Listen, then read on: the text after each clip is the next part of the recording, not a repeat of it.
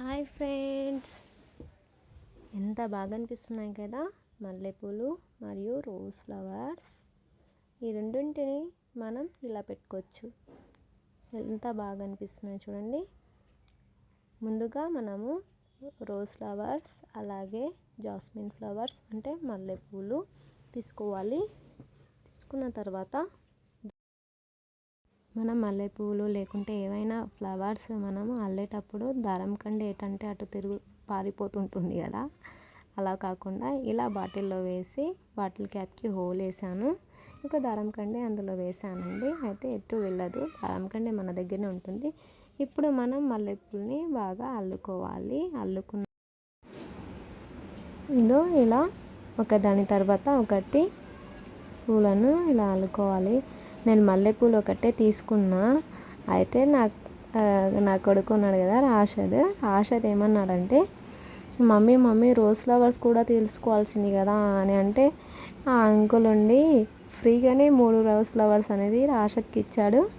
రాషద్ నాకు ఇచ్చాడు. అయితే ఇప్పుడు మల్లెపూలు అల్లుతుంటే నాకు ఒక ఐడియా అనేది వచ్చింది. మామూలుగా అయితే మనం ఫ్లవర్స్ని క్లిప్తో ఇలాగే పెట్టేసుకుంటూ ఉంటాం కదా, అలా పెట్టుకోకుండా మనం డిఫరెంట్గా ఇలా పెట్టుకోవాలని ఆలోచించానండి. అందుకే నేను ఐడియా బాగుంది కాబట్టి నేను మీతో షేర్ అనేది చేసుకున్నానండి. ఇప్పుడు మనకు అవసరమైనంత లెంత్లో మనం ఇలా ఫ్లవర్స్ని అల్లుకోవాలి. అల్లుకున్న తర్వాత ఏం చేయాలో వీడియో మొత్తం చూడండి, అప్పుడే అర్థం అనేది అవుతుంది.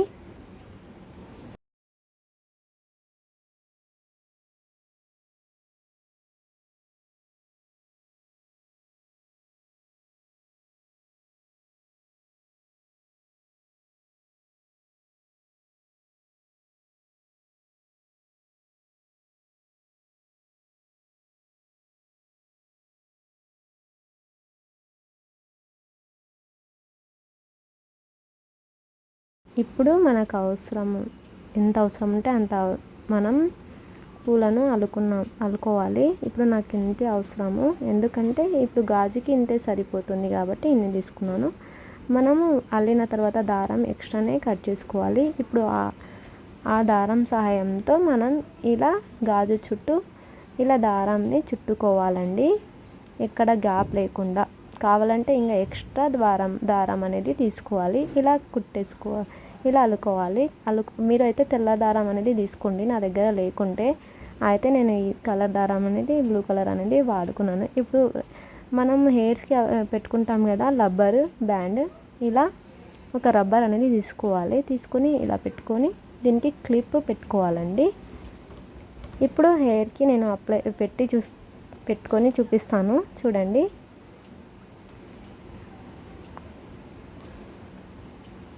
చూడండి ఎంత బాగా అనిపిస్తుంది.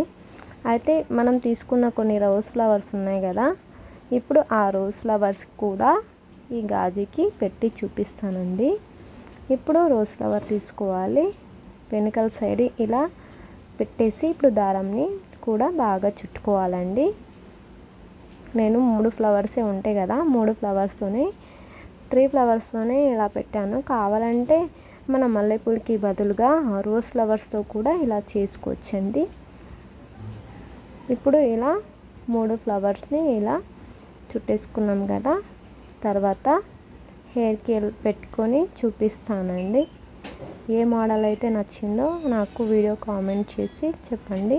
వీడియో నచ్చినట్లయితే లైక్ చేయండి, అలాగే నా ఛానల్కి కొత్తగా వచ్చినట్లయితే సబ్స్క్రైబ్ చేసుకోండి. ఇప్పుడు పెట్టి చూపిస్తాను హెయిర్స్కి చూడండి.